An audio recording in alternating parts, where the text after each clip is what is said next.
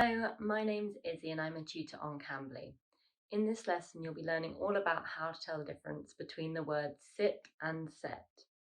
Sit and set are two words that are close in spelling and pronunciation but are used in very different circumstances.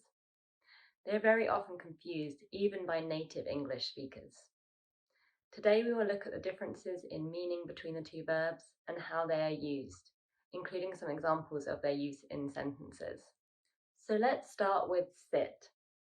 Sit is a verb that refers to the act of bending your knees and placing yourself onto a chair or any other object. Being an intransitive verb, sit does not require an object.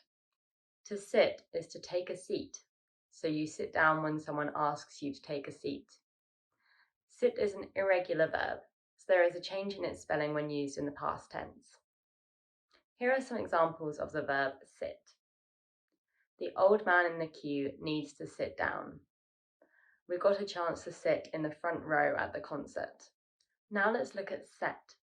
Set is a transitive verb that is used to refer to an act of placing an object or objects in place or upon a surface. Set retains the same form whether we use it in the present or the past tense. The verb is always used whenever you're talking about a thing or an object. You can set a book in the shelf or a pillow on the bed. Here are some examples of set. Set the plates on the dining table. The postman sets the mail according to the PIN codes. It is my duty to set the table for dinner every night. As I mentioned previously, one of the main differences to remember between the two is that sit is an intransitive verb and set is a transitive verb. So what does this mean exactly? A verb is transitive when the action of the verb passes from the subject to the direct object. To make sense, the verb needs a direct object. Intransitive verbs don't need an object to make sense. They have meaning all on their own. Here are some examples. The manager buys his lunch. In this sentence, buys is the transitive verb, as the action, buys, passes from the subject, the manager, to the direct object, his lunch. The manager reads in his office. Here the action, reads, doesn't pass from the subject, the manager, to anything. Instead, the prepositional phrase, in his office, complements the verb, reads.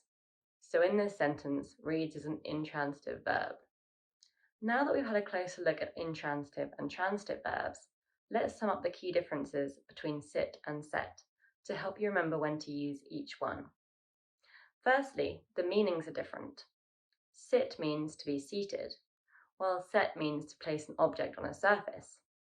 So you sit on a chair, but you set plates on the table or books on the shelf. As we now know, sit is intransitive and does not require an object, whereas set is transitive and requires an object. Sit is irregular and its spelling changes with the tense, so sit becomes sat in the past tense. On the other hand, set remains set in the past. Here are some examples of sit in its various forms. I sit down on my bed when I am tired. I am sitting down on my bed right now. I sat down on my bed yesterday. In the past, I have sat down on my bed. And let's do the same for set. I set my backpack down in the hall. I am setting my backpack down. Yesterday, I set my backpack down. In the past, I have set my backpack down. Here you can see sit changes in the past, while set remains the same in the past and the present tense.